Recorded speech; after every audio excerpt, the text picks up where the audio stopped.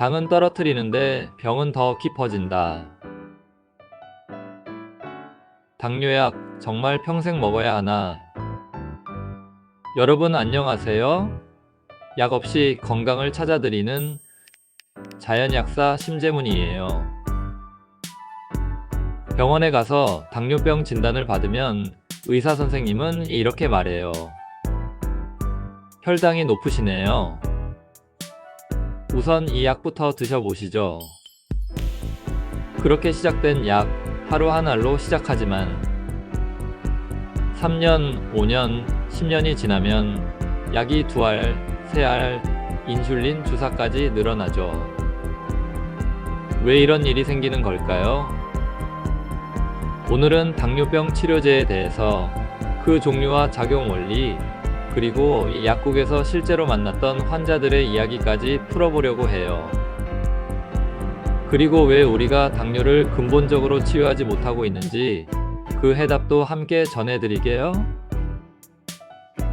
당뇨약은 크게 6가지로 나눌 수 있어요. 각각 작용하는 방식이 다른데요. 하나하나 살펴볼게요. 첫 번째, 인슐린 분비를 늘리는 약물.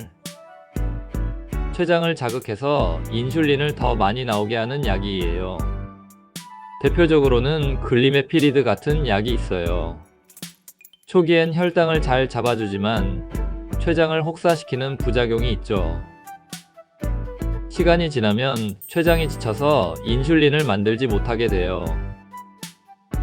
실제로 5년에서 10년 복용하다 보면 효과가 떨어지고 인슐린 주사로 넘어가는 경우가 많아요. 실제로 60대 여성 환자분이 하루 2번 당뇨약을 복용 중이셨어요. 처음엔 약을 먹고 혈당이 뚝 떨어졌다고 좋아하셨지만 몇 년 지나면서 공복 혈당이 다시 150, 160으로 올라가더라고요. 약을 늘려도 효과가 없어서 결국 인슐린 주사까지 쓰게 되었어요. 왜 점점 약이 늘어나기만 하냐며 낙담하시던 모습이 아직도 기억나요. 두 번째, 당 흡수를 줄이는 약물. 소장에서 포도당이 흡수되는 걸 방해해요. 대표 약물은 아카보스, 보글리보스 같은 약들이에요. 탄수화물 소화를 막기 때문에 속이 더부룩하고 가스가 차는 부작용이 흔해요. 게다가 혈당을 아주 강하게 떨어뜨리는 약은 아니라 효과도 제한적이에요. 2000년에 발표된 한 연구에 따르면 아카보스는 공복 혈당은 소폭 낮췄지만 장기적으로 인슐린 감수성 개선 효과는 미미했다고 해요. 세 번째, 간에서 당 생성을 억제하는 약물. 메트포르민은 간에서 새로 포도당을 만드는 걸 막는 대표적인 약이에요. 아마 당뇨 진단받고 처음 받는 약이 바로 이거일 거예요. 상품명으로는 글루코파지가 있어요. 체중 증가가 적고 저혈당 위험도 낮은 장점도 있는 반면 간과 신장에 무리가 갈 수 있고요. 위장장애나 메스꺼움, 비타민 B12 결핍 같은 부작용이 있어요. 한 50대 남성 환자분이 메트포르민만 먹으면 속이 쓰려서 밥맛이 없어진다고 하셨어요. 비타민 부족 증상도 심해져서 결국 영양제를 따로 복용하게 되었죠. 네 번째, 인슐린 감수성 높이는 약물. 피오글리타존과 같은 약물은 세포가 인슐린에 더 민감하게 반응하도록 도와줘요. 즉, 인슐린이 잘 작동하게 해주는 거죠. 그러나 체중 증가, 부종, 신부전 위험이 높아질 수 있어요. 특히 여성은 골절 위험이 증가한다는 보고도 있어요. 2007년에 발표된 논문에서는 피오글리타존 복용 환자에서 신부전 위험이 유의하게 증가했다는 결과가 나왔어요.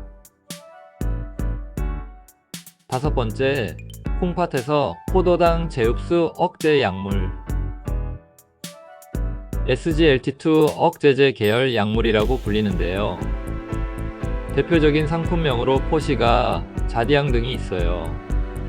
포도당을 소변으로 빠져나가게 해서 혈당을 낮춰주는 원리예요. 체중도 빠지고 혈압도 낮춰주는 부가 효과가 있는 반면 소변으로 포도당이 배출되다 보니 여성분들은 요로 감염이나 지렴이 자주 생겨요.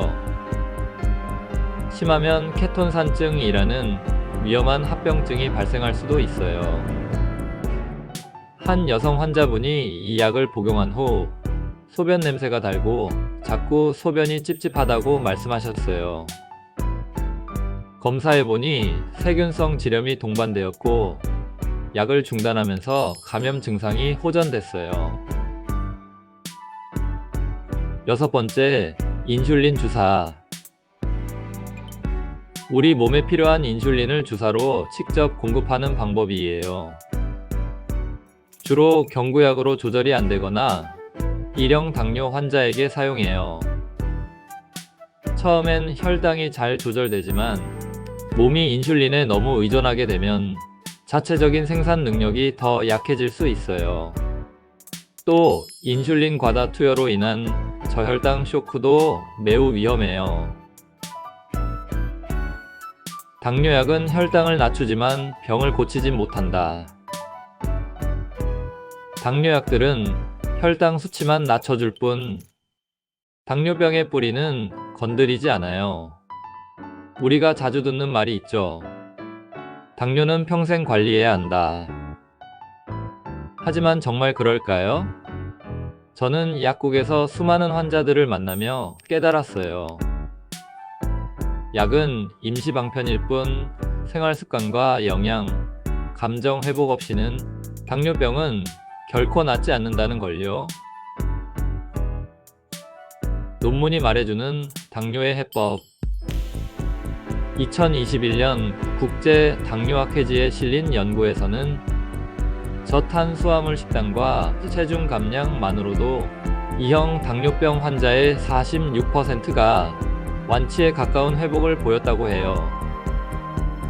또한 2019년 학술지에 발표된 연구에서는 마그네슘, 크롬, 비타민 D, 오메가3가 인슐린 감수성을 개선해 당뇨 조절에 긍정적인 영향을 미쳤다고 밝혔어요.